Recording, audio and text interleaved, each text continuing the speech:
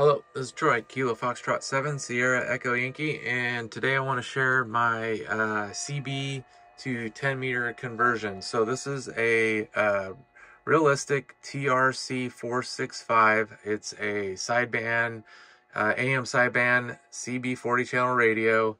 It was made in the late 80s, something around the same era as the HTX 100. And I've had it sitting on the shelf for quite a few years. It was given to me, and I've always wanted to see if I could convert to 10 meters and make some use out of it.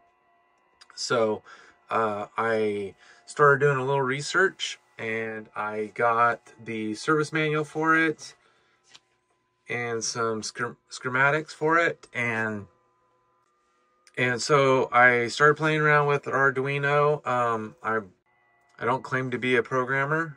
I just kind of fumble my way through it, so I'm sure the code could be more improved. But right now I just have it so it functions. I've got a lot of programming still to do to make it work the way I want to. Right now I'm just kind of locked it into upper sideband, so it, I can't use the VFO to really adjust for other things. But I wanted to get to conceptual at this point, so this is really part one, and we're just kind of go over what I've done so far and then what I plan on doing next. Within the service manual, there was, how the PLL works, the phase lock loop, and what I'm doing is I'm removing the phase lock loop, and I'm using Arduino with an SI5351 so I can create the local oscillator that mixes with the frequency in the mixer to make the 28 megahertz signal I need. So in the service manual, there's a page that tells the frequency table of the PLL. So 11 meters CB channels, puts out 26 to 27 megahertz. So the local oscillator is around 16 megahertz. So what I did was in the drawing, and just doing a little bit of research online, some forums and stuff, right here is where I injected my signal from the SI5351 C77 capacitor. I removed that and put my signal into this transistor right here, and then I also removed the PLL chip, this D2824, so it does not function at all. I'm now creating those synthesized, I guess it's a synthesized signal.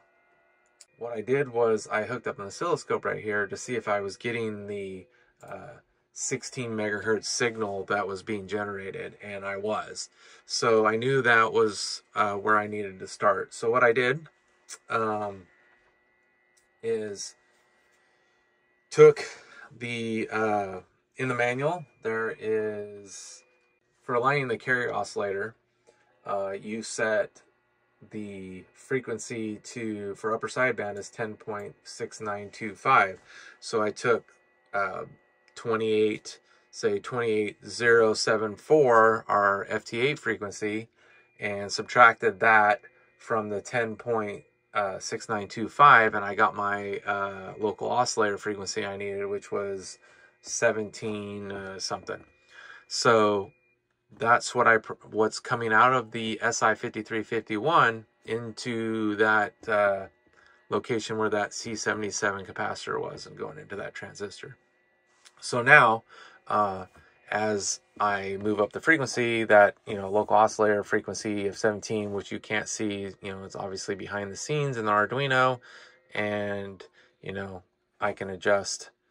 Here, let me move so you can see that. As I move up the frequency in the band, it's changing. We'll get up here and we'll hear some CW beacons.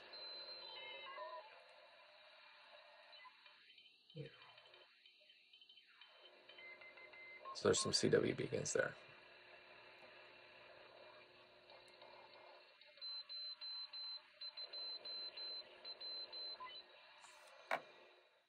So next steps is I got to finish some programming to get this kind of function the way I want to. Right now, I really only have it working with upper sideband. I will get it set where I can switch between AM and upper sideband if I want to. I also down the road want to get it to working on CW, so I will be working that out. I will be compiling all this so I can get it in the radio. I will be compiling all this so I can get it in the radio, because right now, I've got it just on a breadboard with connectors. I will be using one of these little breakout boards to get that. So it's going to sit right in here somewhere. I haven't got all that figured out yet, but we're one step closer to getting that working. You can see here is where I removed the PLL chip, and then right here is where I'm putting that signal into the and where that C77 capacitor was. And I've done a little bit of tweaking to get the band pass filter adjusted a little bit so it had a little bit better receive, and then I've also adjusted a little bit for the transmitter. So I played around with it, just sending an FT8 signal into a dummy load, and I've got it now adjusted up where I was getting full 4 watts out. This was a full 4 watt, 4 watt radio from the factory. And so I just kind of adjusted it till I got that. I might down the road see what I can play around with getting. I really don't want to blow the finals in this, so I probably will keep it somewhat low just to keep it functioning correctly. So yeah, next steps, got a lot more experimentation to go with this. If you got any words of wisdom on what I should be possibly looking at, put your comments below, and I would love to see those. Please be kind in those comments. I understand, some people just don't care for this type of stuff, but it's all about experimentation, and when I'm done, if it doesn't work out, or I lose interest in it, it'll go back on the shelf. I'm not really out anything. I'm learning quite a bit as I go here, and I really want to just share with the rest of you that are interested in this on what is capable, because buying expensive equipment sometimes is hard for some people, and I don't have really much invested in this project right now. So like I said, this is part 1. We will keep putting out videos as I progress with this and learn a little bit more. And part 2, I don't know when it'll be out, but give me a thumbs up, and push like and subscribe if you haven't, and wait for that next video. 73. Thanks for watching.